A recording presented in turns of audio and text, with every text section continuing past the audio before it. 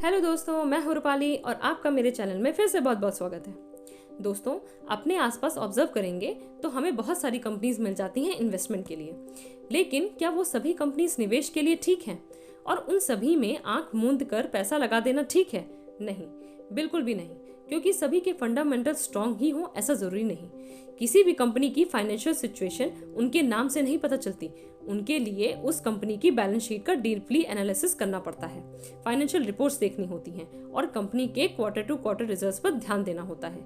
लेकिन ये सब एक लंबा और ट्रिकी प्रोसेस होता है जो कि आम लोगों के लिए इतना ईजी नहीं होता है। हर किसी को जरूरी नहीं कि बैलेंस शीट और फाइनेंशियल स्टेटमेंट की इतनी समझ हो ही, और जिन्हें होती है वो कभी कभी समय के अभाव में ये सब चेक करने से बचना चाहते हैं। ऐसे में बड़ा मुश्किल हो जाता है स्ट्रॉन्ग फंडामेंटल स्टॉक को पिक करना। लेकिन दोस्तों, परेशान होने की जरूरत नहीं है, मैं हूं ना। मैं आज आपको कुछ ऐसे इजी एंड सिंपल से टिप्स दूंगी जिससे आप कुछ ही समय में चुटकियों में अपने लिए खुद से ही एक बेहतर स्टॉक को सिलेक्ट कर सकेंगे।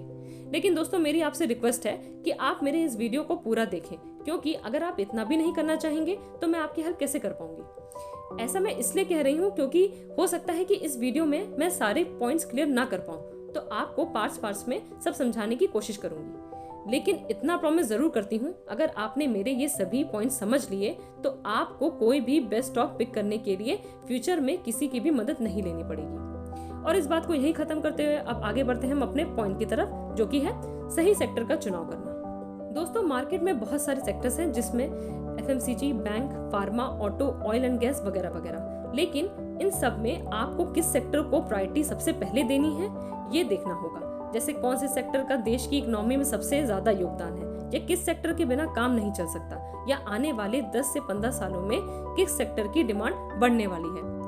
एग्जाम्पल के लिए बैंकिंग, फाइनेंस और एनबीएफसी, जिनके बिना तो किसी भी देश की इकोनॉमी की कल्पना भी नहीं की जा सकती। खाने पीने की चीजें या दवाइयाँ मतलब एफएमसीजी एंड फार्मा, ये तो एवरग्रीन सेक्टर हमेशा से ही रहे हैं, जिनकी डिमांड जब तक है दुनिया है तब तक रहने ही वाली है। या फिर फ्यूचरिस्टिक स्टॉक जैसे ग्रीन पावर एनर्जी सेक्टर, जो कि ऐसे सेक्टर जो सरकार की नीतियों और नियमों के अनुसार चलने वाले हों। जैसा हमने पिछले सालों में देखा कोरोना टाइम में, जब चाइनीज आइटम पर सरकार ने कड़े प्रतिबंध लगाए थे और मेक इन इंडिया को पुरजोर बढ़ावा दिया, तो डिक्सन टेक्नोलॉजी जैसा स्टॉक जो कि अंडर 1000 की रेंज में ही ट्रेड करता था, तो देखते ही देखते हमें 20,000 तक जाते हुए दिखा, और बाद में जिसमें हमें 1:5 का स्प्लिट भी देखने को मिला। और आज गिरती हुई मार्केट में भी उसका प्राइस हमें 4000 प्लस में ही देखने को मिल रहा है। ऐसे ही अगर हम प्लास्टिक सेक्टर को चुन लेते हैं इन्वेस्टमेंट के लिए, जिस पर सरकार ऑलरेडी प्रतिबंध लगा चुकी है, तो क्या ये सेक्टर हमें भविष्य में अच्छा पैसा बनाकर दे पाएंगे? क्या लगता है आपको? जिस तरह गवर्नमेंट डिजिटलाइजेशन को बढ़ावा दे रही है और हमारे यंगस्टर्स टेक्नोलॉजी पर डिपेंड होते जा रहे हैं, आगे आने वाला भविष्य इन्हीं सेक्टर्स का है और ये हमें साफ दिख रहा है।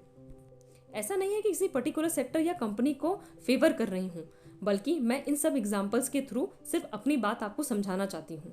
मेरा कहना बस इतना ही है कि हमें सबसे पहले भविष्य की ज़रूरतों और वर्तमान की परिस्थितियों को ध्यान में रखकर अपने लिए बेस्ट सेक्टर का चुनाव करना है।